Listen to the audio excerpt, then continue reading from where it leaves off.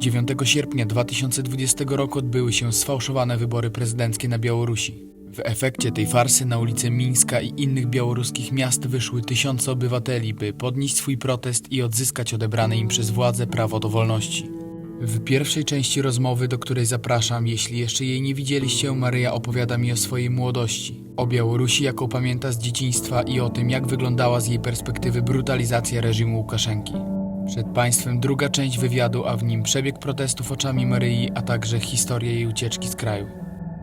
Zachęcam do wsparcia kanału w serwisie Patronite, co sprawi, że będę publikował więcej, lepiej i częściej. Dziękuję dotychczasowym patronom i wszystkim komentującym i udostępniającym. Szczególne podziękowania dla Klaudii, która pomogła mi przetłumaczyć rozmowę, którą teraz usłyszycie. Zapraszam.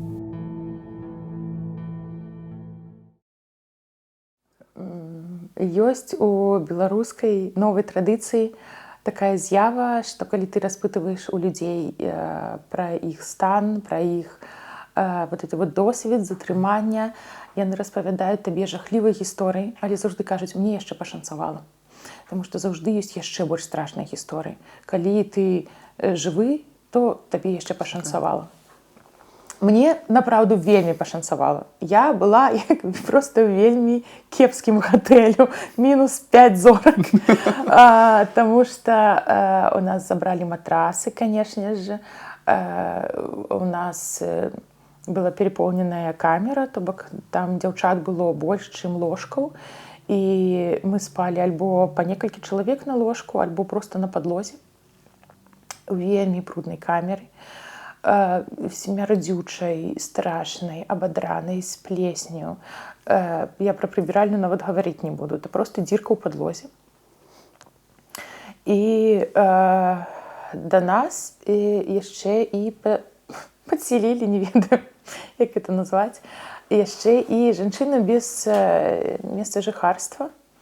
Вось, таксама са сваімі асаблівасцямі.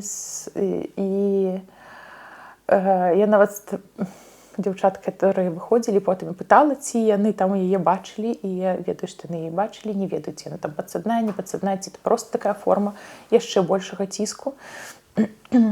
Вось, але мае ўспаміны адтуль, яны, канешне, поўныя страху і болю, тому што ты не ведаеш, што адбываецца, табе ніхто нічога не кажа. І там нават не было нейкага інструктажа, як сябе паводзіць. А для людзей, які першы раз там апынуліся, што і як, мы не ведалі, там, калі трэба ўставаць, калі хтосьці заходзіць, класціся, не класціся, што рабіць увогуле, чым сябе заняць, можна было сысці з ума. Але это была настолькі класная супольнасць жанчын вельмі разумных.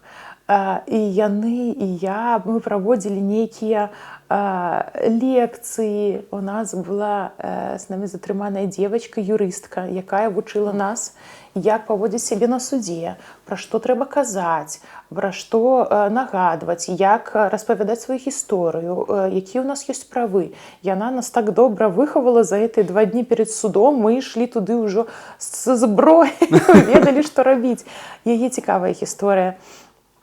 Калі нас забіралі падчас мітынгу, машыны былі без нумароў, і людзі былі ў масках, то бок это невядома хто. Хто? Так, это маглі быць любыя бандіты.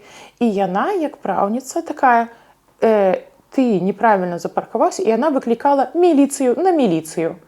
Вось, таму што нейкія хуліганы варуюць жанчын. Што робіцца? Міліцыя, прыедзьце, разбярыцеся. Ну вось, яна разабралася, сидзела са мной в адной камеры. І яшчэ там была дзяўчына, з якой мы пазнаёміліся падчас жаночага стендапу. І мы так разганялі, калі ты смяешся, не так страшна. І нашы жарты былі вельмі, вельмі спецыфічныя. Я была пераканана, што вось так пачнецца мой шлях у стендапе. Я, калі распавядала людзям жарты нашы, они такія: Марічка, можа, табе грошы на псіхатэрапію трэба. Мне падавалася, што яны неймаверна смешныя, але яны разрывалі людзям сэрца. Калі ты ўнутры, ты разумееш, што як бы, вось тут і цяпер ты яшчэ жывая, не збіваюць цябе, да, адключілі ваду, ты не можаш нават смыць за сабой в туалеце, не можаш памыцца, не можаш нічога, папіць вады нават не можаш. Цябе кормяць нейкімі адброскамі. Але, збольшага ты цэлая, і это ўжо нагода для таго, каб пасмяяцца. Ці, напрыклад, ёсць цудоўны беларускі пісьменнік Альгерд Бахарэвіч, у яго ёсць кніга «Дзеці аляндаркі». Я на волі некалькі разоў бралася за эту кнігу, яна вельмі спецыфічная, цяжкая, яна мне не шла. І так атрымалася, што это была адзіная кніга в нашай вот этой супольнасці. І думаю, ну все, это уже лёс. Так як ты не можаш нічым себе заняць, разгортваю, I have to read this now or never. Пачынаю чытаць этой «Дзеці аляндаркі», заходзіць нейкі мужик, не представляется никто, ничто. Просто такая майка-алкоголичка, некие шорты, тапки гумовые. И такие, что бабы не встали? А кто ты такие? И начинаю кричать на нас, ображать нас. Я говорю, а кто вы такие? Вы мусите представиться. А такое чувание, нібито бульбу лупил, такие, о, пойду зараз в камеру до девок. І ён так раззлаваўся, ён аказаўся нейкім начальнікам, нейкім кіраўніком гэтага ўсяго Of мракабесия. this arrest, right? Этой организации, вот этой турмы. Не, ну это не турма, а як же она называется, центр часовых утрымання. Вось. І ён, ну а чым ты мяне пакараеш, калі ты мяне ўжо нічога няма? Ён кніжку ў мяне забраў. І я думаю, это быў адзіны раз, калі ён трымаў беларускага класіка ў руках. Я думаю, ну можа быць, яго зараз прастрэліць маланка, нешта асэнсуе. Не, ён кінуў ту кніжку каля дзвярэй. З іншага боку, конечно, каб не чыталі. Didn't open. Так, ці, напрыклад, іншая была гісторыя. В суботу быў жаночы марш у нядзелю агульны, і шмат хлопцаў затрымалі. І сярод затрыманых быў нейкі іншаземец, і ён пастаянна крычаў. І мы не ведалі, што з ім, то бок, можа, яго там збіваюць, можа, яшчэ штосьці. Аказалася, што не, чалавек просто так заяўляў гучна пра свае правы, што ён уже да шалу даводзіў усіх. І ён крычаў па-ангельску. А хлопцы, якія працавалі в ІЧУ, яны па-ангельску маглі сказаць там «шатап» і «факов», но это не дапамагала ні яму, ні ім. І вось адчыняе гэты міліцыянер дзверы ў нашу камеру і кажа «Хто тут ведае ангельскую?» Мы сидзім «Все». І ён просто такі зачыняе дзверы і пайшоў. Вось, я зараз это распавядаю як смешная гісторыя, але тады это, конечно, было вельмі трагічна. Yeah, of course. Вось, я там правяла 71 гадзіну, я дакладна ведаю, таму што мяне двойчы судзілі, адзін раз мне далі штраф, не выпусцілі, і это, напэўна, быў першы раз, калі не выпускаючы працягвалі арест. Можа быць, не першы, ну, это быў адзін з першых выпадкаў. Ну, я проста сидзела ў калідоры, мяне як бы ўжо асудзілі, но не выпускалі, а калі ты нават в калідоры, то ўсё адно ў турме. І потым прыехаў чалавек з паперамі, мне надо было іх падпісаць, і я пачала іх чытаць, а там все было неадпаведна. Я кажу, что это такое? І он мне кажа, ну, зачеркните, напишите сверху. Думаю, что это за стаўленне да дакументаў? Такое аказалася, што это наступны ўжо будзе прысуд. Мяне садзілі яшчэ на наступны дзень. І вось уже нават другі суд скончыўся. І мяне ўжо мусілі выпусціць з маім штрафам. И пришел вот этот товарищ в алкоголичке, але уже не в алкоголичке, уже в форме.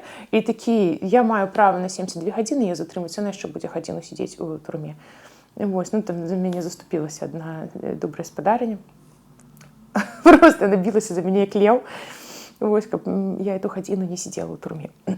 Maria, you lately told me the story about this girl that was told to be quiet, to say everything they want her to say. Это была прекрасная гісторыя. Так, рознага ўзросту былі людзі, затрыманыя в маёй камеры, і адна з іх была зусім молоденькая дзяўчынка. І яна такая... Сколько ей лет? І я не ведаю, колькі іх гадоў, но можа 18, можа быць, яшчэ і не было. Зусім юная. І вось дзяўчына-правніца, яна і казала, што проста, ну, надо... Твоя галоўная мэта выратаваць сябе. Потому что никто не оценит твой некий там подвиг, просто ратуй себе. И так как мы не ездили в суд, судовое паседжанне адбывалася літаральна в этом ІЧУ, привозили ноутбуки, у нас онлайн проходили эти суды с адчыненымі дзвярыма, і вось хто сидзіць у калідоры, ўсё ведае. Калі чалавек, які раздаваў інтэрнэт з телефона, хадзіў в туалет, абрываліся все суды. Ну, вот такое судопроизводство. Боже. І я чула, як эта девочка выступала на сваім паседжанні, і нават суддзя ёй дапамагаў, што ну это же быў рынок, ты, напэўна, пришла туды за покупками. Такая, нет, я пришла бараніць годнасць сваю, я пришла заявіць сваё слова супраць гвалту. Она такая, ну добра, можа табе хтосьці сказаў это зрабіць, можа такая, нет, гэта моя уласная пазіцыя. Вось. І я ведаю, што ёй прысудзілі не штраф, і сотні прысудзілі, і это была таксама сумная гісторыя, але ў моманце я бачыла, наколькі ёй істотна нават у гэты момант абсалютна бессэнсоўны у глобальным сэнсе не страціць уласную годнасць. Гэта гісторыя амаль штогод, так што всю я не змагу распавесці. Рэпрэсіі ўзмацняліся кожны дзень, і цяпер яны не скончаныя. Дагэтуль працягваюцца арышты літаральна там за лайкі, за каментары, за няправільныя шкарпэткі, за хустку, шапку, за што ўгодна. Альбо проста так прыходзяць людзі да цябе, глядзяць твой телефон, ты не на тыя падпісаны паблікі, альбо нават яны самі цябе падпісваюць, сілавікі, і гэта дастаткова, каб арыштаваць. Before I wanted to travel to Belarus before the elections, and everyone told me it's not so dangerous. You can go, you could go there. But after elections, and even more when I came back from Ukraine, I told my friends from Belarus that maybe they don't know that I'm anti-Lukashenko and all of that stuff, and they told me that, dude, they already know everything about you. They already have everything on screenshots from your Instagram, from your Facebook. They already know it because this is what they do. They check everyone. Я не перестаю шкадаваць, што столькі рэсурсаў чалавечых, і не толькі чалавечых, в прынцыпе, столькі рэсурсаў сходзіць на такое говно, на рэпрэсіі, Божа, на тое, што не дасць краіне нічога добрага. 5 гадоў грамадскую думку, людзей з добрымі памкненнямі просто укатаюць в асфальт, і для мяне это мяне кожны раз, калі я думаю пра это да жаху даводзіць, наколькі шмат людзей гатовы этим займацца. Калі я выйшла з турмы, у мяне быў такі заряд, што нічога не скончана, это яшчэ было цёпла, яшчэ працягваліся маршы, вялікія маршы працягваліся, потым ужо дваровыя маршы пачаліся, калі галоўныя праспекты ў Мінску перакрывалі, калі там сотнямі людзей затрымлівалі, ну, можа, тысячі, это ўжо зашмат, сотні дакладна. Я памятаю, што адкрываеш спіс затрыманых на сайце альбо в тэлеграме праваабаронцаў, і там просто бесконцы, это толькі тыя, пра каго ведалі, а колькі людзей яшчэ невядомыя заставаліся. Это было жахліва. І мне быў такі запал, што мой дзед, ён ваяваў за гэту зямлю, ён ваяваў супраць фашызма, і я мушу заставацца і таксама працягваць вось гэтае змаганне, каб і ягоная ахвяра не была марнай. І потым пачалі затрымліваць настолькі ўсіх, што нават быў жарт, апошні чалавек у аэрапарту выключыць святло. Журналістаў, праваабаронцаў, мастакоў, спевакоў, каго заўгодна, абсалютна розных людзей. Ніхто не быў абаронены ад таго, што да цябе не прыйдуць. І нават была такая гісторыя, што, мажліва, на цяпер, напраўду, я ўжо мала ведаю сітуацыю цяпер, бо такі міграцыя адрывае. Была такая фантазія, што сілавікі не прыходзяць раніцай. Прыходзяць раніцай, а калі ўжо а 6 не прыйшлі, то у цябе ёсць час кшталту там да абеда. І людзі вельмі моцна адзін аднаго падтрымлівалі, сустракалі з турмы, устраивалі вечерінкі для тых, хто выйшаў.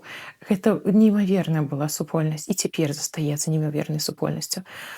І я адчувала, што мне трэба там заставацца. Але ў адзін дзень, я не ведаю, ці это была правакацыя, ці што это было ўвогуле. Это было вось, як падчас затрымання, я не ведаю, хто это быў. Можа, это былі хто заўгодна. Ніхто, конечно, не прадстаўляўся.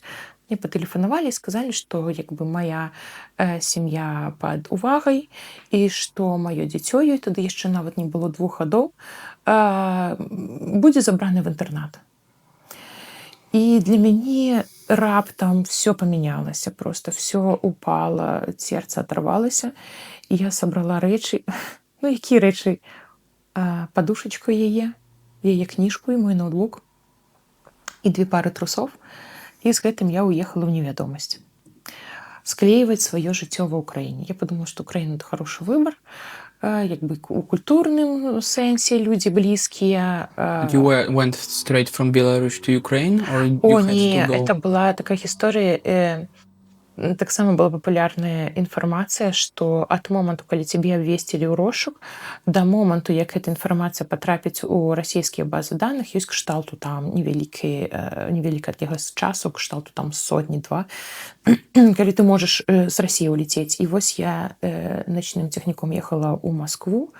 Потым была вельмі странная, вельмі страшная сітуацыя, калі я садзілася на самалёт, і жанчына, якая праверяла мае дакументы, яна замарудзіла, пачала яшчэ раз іх правяряць.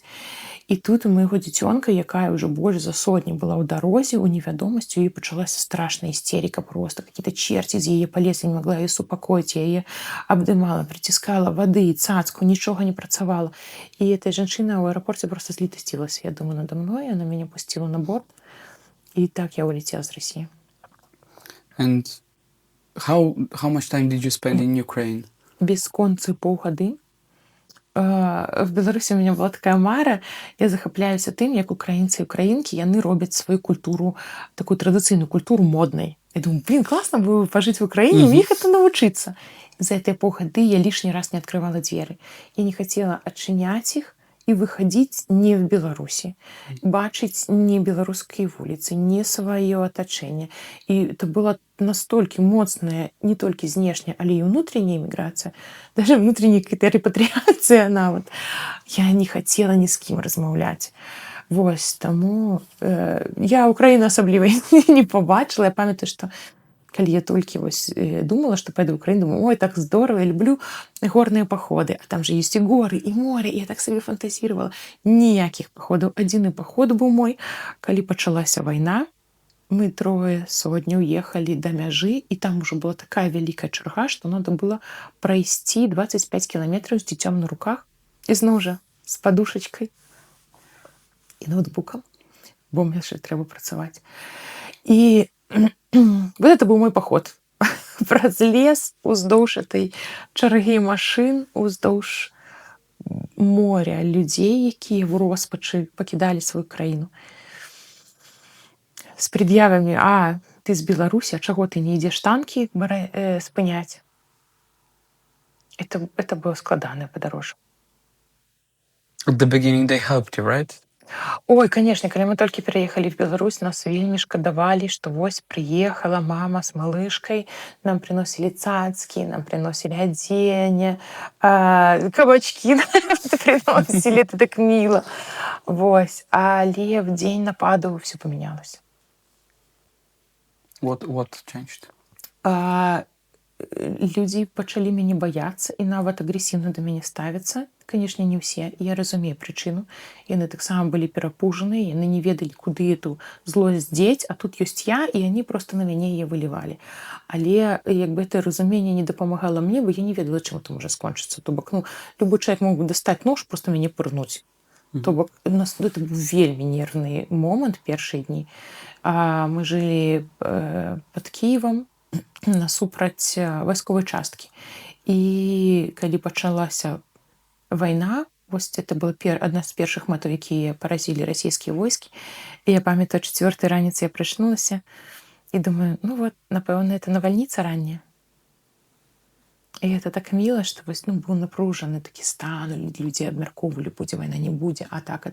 21 стагоддзе ў Европе, як такое можа быць? І я прачнулася, думаю, гэты шал чалавеч, агульная прырода, она не ўплывае. Бо прырода вырашыла, што весна прыйдзе ў лютым, і прыйшла. А калі другі снаряд упаў, я ўжо зразумела, што это не яно. І калі ўжо такія чырвоныя всполохі пайшлі, то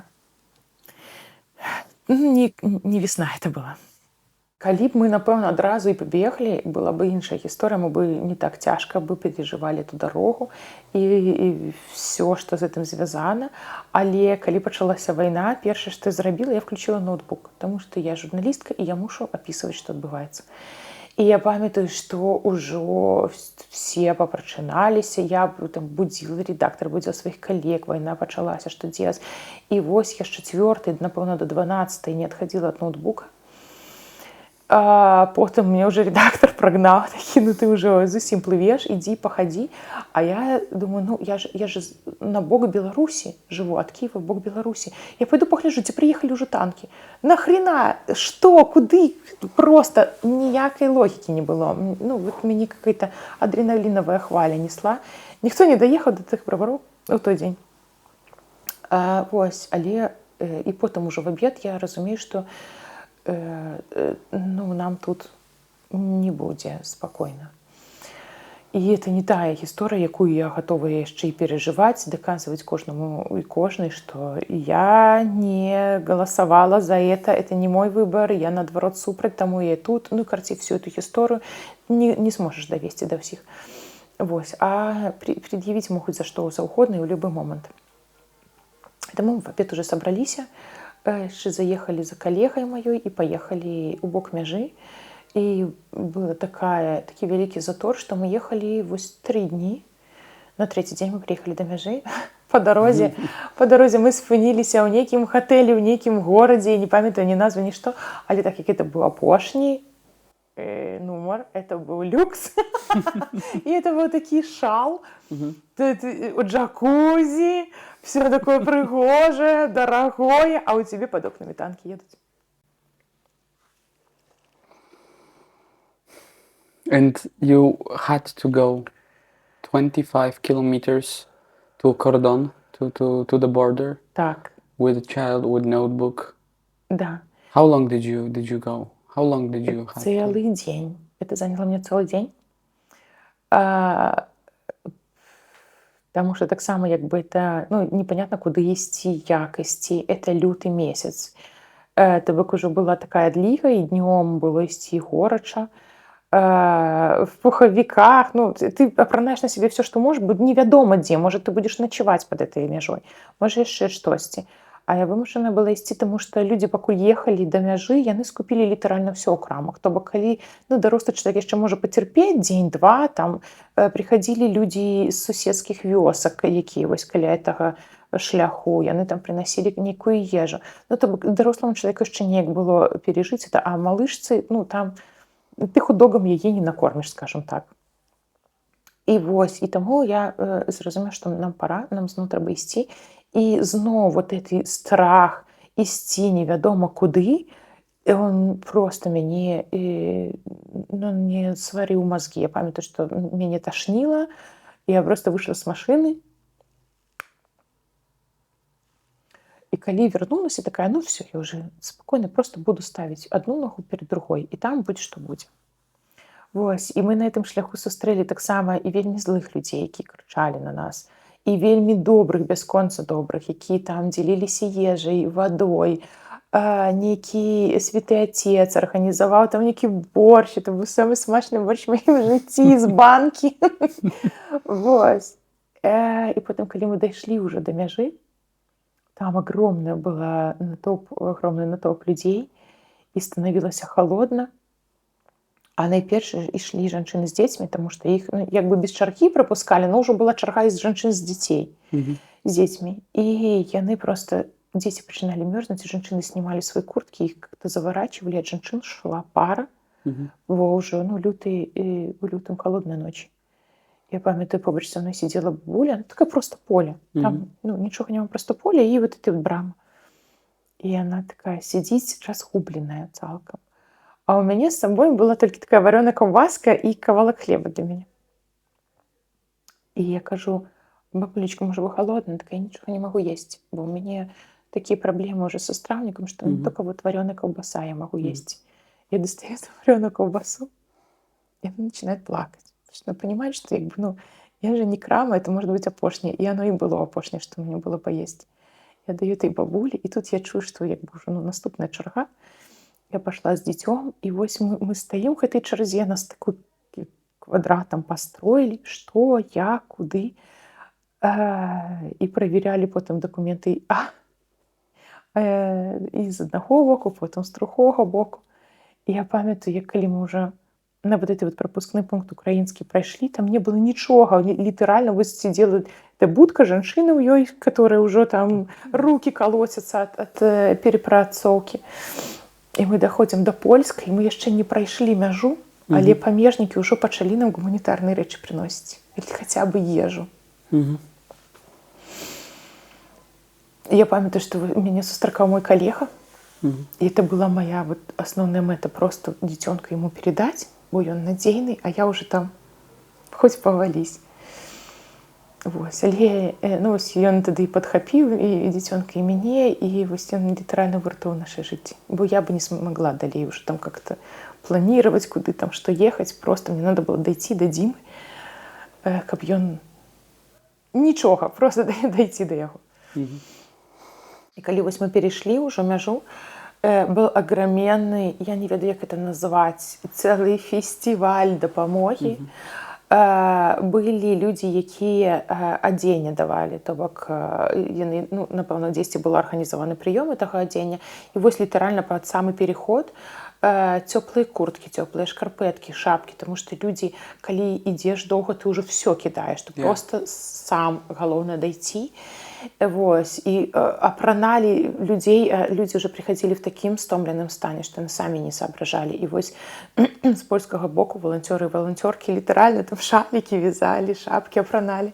Ці там, напрыклад, ежа, дзіцячая ежа была в асобнай такой, я не ведаю, куче, дзе ты можаш просто прыйсці і сказаць там майму дзіцёнку 2 гады, і мне далі там і распушчальнае малако, і каша, і все, што нужна, падгузнікі, хаця нам было не трэба, там ніхто не пытаў, трэба ці не, бяры, мы хочам табе дапамагчы так ці іначай.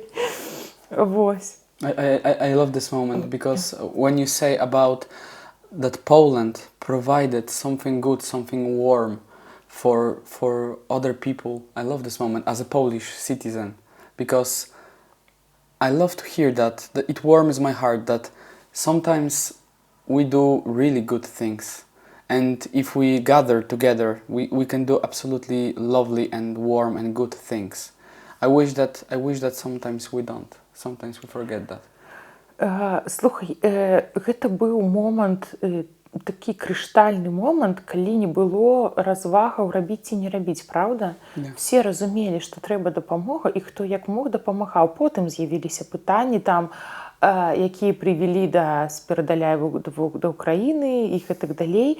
Але вось той момант, гэта быў настолькі, ведаеш, звінящее разуменне, што ты мусіш рабіць, што да, і нават калі мы ўжо перайшлі мяжу, я была вельмі складаным псіхалагічным стане, я ўсё адно паехала на вакзал. На жаль, это было адзіны дзень, калі я валанцёрыла, бо потым мяне просто ўжо псіхіка моя паехала. І я дапамагала людзям, якіх эвакуіравалі з Украіны, знаходзіць там, ну, штосьці ім падказваць, як куды ім далей ехаць. Вось. І потым ты ўжо такі прыходзіш да сябе і кажаш: подожди, а ты як? Але ў той момант, ну, плеваць, давайте, можа быць, яшчэ секунда, яшчэ там, яшчэ златувка, яшчэ штосьці, і это переломит ход истории. Maria, will Belarus be free one day? Я не задаю себе этого пытання, но я кожны дзень прачынаюся з марай, што этот дзень настаў. Потому что я не могу себе представить, что я не вернусь. Что этот проклятый дед будет кошмарить мою краину без конца. Ну, это просто немагчыма. Тому я за ім сачу, все яго няўдалыя фотки аналізірую, калі наступіць той светлый дзень, калі ён здохнет. Не по-хрысціянску, но от чистого сердца чакаю этого. Вось, таму іншае пытанне было, што рабіць в Польше. Таму што я ніколі не разглядала для сябе эміграцыю як варыянт свайго жыцця. Я ўсё жыццё рыхтавалася, вучылася, практыкавалася штосьці, каб быць карыснай на сваёй зямлі. А тут я як бы, тут класная журналістика свая, як журналістка, ну, я тут не адчуваю сябе яшчэ моцнай. А як правніца яшчэ менш, таму што, ну, права ў кожнай краіне вельмі спецыфічнае правапрымянення. І таму я просто абрала для сябе гэту гісторыю, што я буду працягваць сваю беларускую працу тут. Таму што нас з'ехала безліч людзей. Лічбы гайдаюцца, але это, ну, як як мінімум 500 000, а это шмат. І у асноўным Польшча наш прытулак, і таму наша вот эта супольнасць сутыкаецца з вялікімі выклікамі, і з падобнымі выклікамі сутыкаецца беларуская меншасць Польшы, калі паўстае пытанне, а на што табе беларуская культура, калі па вялікім рахунку яна табе ні на што. Проста дадатковы цяжар для твайго дзіцёнка вучыць яшчэ адну мову ў школе. На халеру, калі можна это не рабіць. І ты такая: о, это я умею, там была расійская мова, тут польская, мы зараз придумаем, як там што, і як зрабіць Беларусь вялікай зноў, хаця б на невялічкай прасторы. Таму это нейкі культурніцкі актывізм. Я ездзіла ў некалькіх месцах, арганізоўвала беларускія нацыянальныя святы, напрыклад. Працую цяпер у беларускай радзе культуры, выкладаю дзеткам беларускі фальклор, тым, якія тут нарадзіліся і вызначаюць сябе беларусамі, беларускамі. Вось мы з німі там і паляцем саломы, малюем, гуляем, спяваем. Это такая не класічная адукацыя, а такая хутчэй Новочесна. Ну так, вось. І гэтым годам вось у мяне з'явіліся дзіцячыя летнікі. Я зразумела, што гэта настолькі удзячная праца, калі прыязджаюць дзеці, і ты проста кожны дзень іх вучыш хаця бы па аднаму слову, што такое яешня, што такое дзякуй, што такое калі ласка. І яны ў першы дзень гатовыя, там, не ведаю, адзіну нагу падняць на вілы і цябе задушыць таксама, а ў апошні дзень плачуць, бо не хочуць дадому ехаць. So Maria, you do it because you think this is the proper thing to do? This is the right thing to do? You do what you do because you told me that you don't ask yourself this question, right? Так. Таму, калі ты мяне пытаеш, мне таксама няма адказа. А што яшчэ я магу зрабіць? Ну, я разумею, што заўжды ёсць такі варыянт, як, не ведаю, пайсці працаваць ведронку. Ну, нават это не варыянт, каб спыніць нейкую культурніцкую дзейнасць.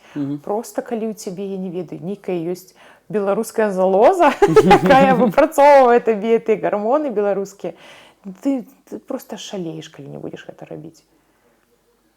I hope that one day we will go together to Belarus and you will show me your home. Да гэтага ў дзень Д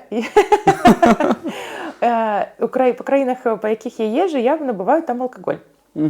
І я складаю яго ў шафу, таму што в дзень вялікага вяртання, дзень вялікага затора, так як мы в Беластоку блізка да мяжы, мы будзем адныя з першых, але я думаю, што не першыя. Я ўжо нават дамовілася з музыкамі, яны возьмуць свой комбік. Мы устроім фестываль вяртання з песнямі, з абдымкамі, слезамі. Вось, это будзе феерычна, да. Так што вось, это нават сам шлях дадому, это ўжо будзе вялікая гісторыя. Я пераканана, што нават цяпер я на шляху дадому, проста ён вельмі доўгі. Thank you, Maria, for today. Thank you. And let's go to the protest. Okay.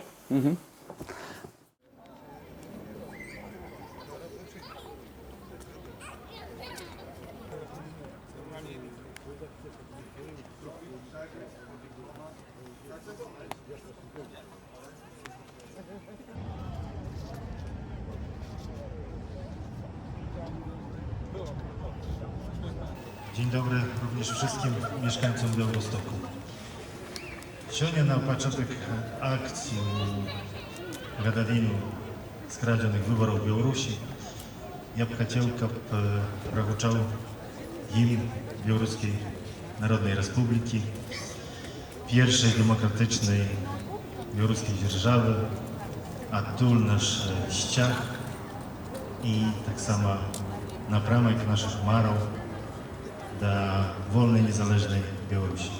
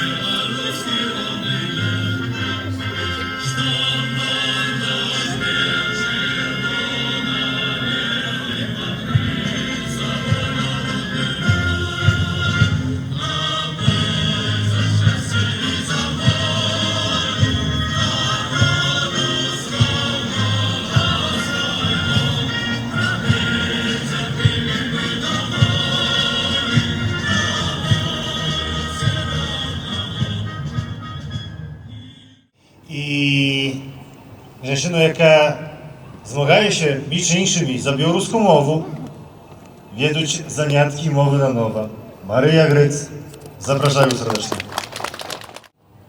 Добрый дзень, паважанае гаспадарства. Я вельмі ўсцешаная бачыць вас тут. Для мяне сёння не святочны дзень, але вельмі ўрачысты. 5 гадоў таму не толькі былі скрадзеныя выбары, мы не пусцілі ў нашае сэрцы цемру. І гэта вельмі значнае рашэнне. І мы не толькі яе не пусцілі, але і не змаўчалі пра яе. І таму я ўпэўненая, што час ад часу да вас прыходзіць такая думка, а ці яно было таго варта? Калі ласка, адказвайце сабе, што яно было варта таго. І я запярэчую ідэі, што гэта была параза. Гэта яшчэ не перамога, але нічога не скончана. Сёлета мне выпала працаваць з беларускімі дзецьмі з эмігранцкіх сямей. І я хочу падзяліцца з вами гэтым досведам.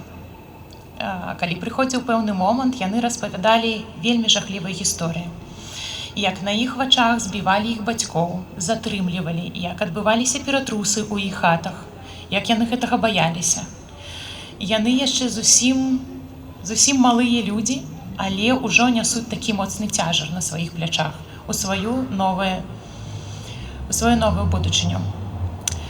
І таму я хочу, каб вы у цёмныя часы, калі роспач дыхае вам у твар, памяталі, што мы змагаемся не за абстрактную свабоду, бо направду няма чужых дзяцей, а за нашу і вашу, і за іх свабоду, за іх магчымасць жыць годна у вольнай Беларусі, магчымасць ім выказвацца і не сутыкнуцца з тым, з чым сутыкнуліся мы. Дзякую вам шчыра. Жыве Беларусь! Дякую.